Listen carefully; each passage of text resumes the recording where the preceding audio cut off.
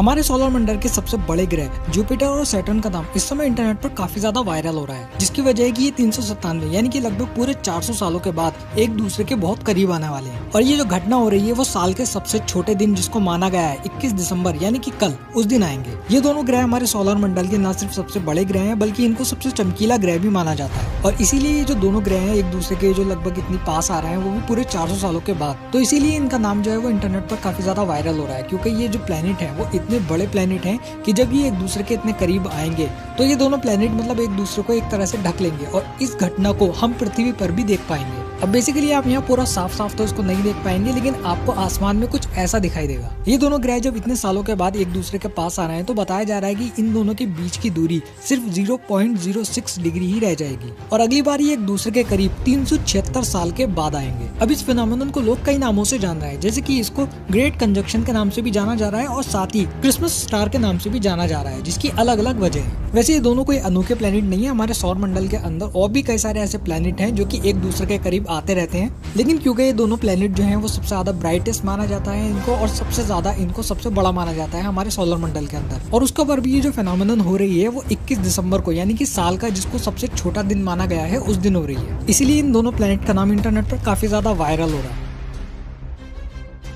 So guys, इस video में इतने ही। अगर आपको ऐसा लगता है कि आपको भी मेरे वीडियोस आगे भी देखने चाहिए तो आप मेरे चैनल को सब्सक्राइब कर सकते हैं और इस वीडियो को लाइक भी कर सकते हैं। मैं मिलता हूँ आपसे नेक्स्ट वीडियो में, तब तक के लिए टेक केयर।